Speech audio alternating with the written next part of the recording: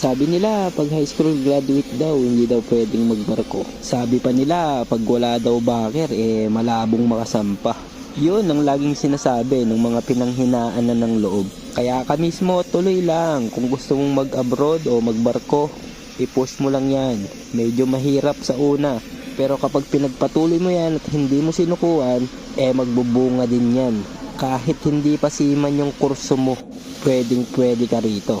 Ayan, tulad nyan, yung mga kasama kong fitter or welder, hindi talaga seaman yan.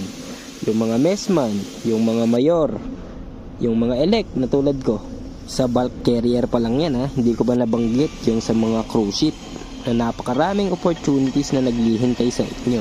Age limit? No problem. Dahil yung kasama kong fitter ay 40 years old na nang makasampa ng barko. Eto, matinding diskarte. Ang ginawa namin para makasampa, nag-inter-island kami. Yap, totoo yun. At yun ang karanasan ko. Pati na din yan si fitter. Kaya kung kinaya namin, kaya nyo din yan.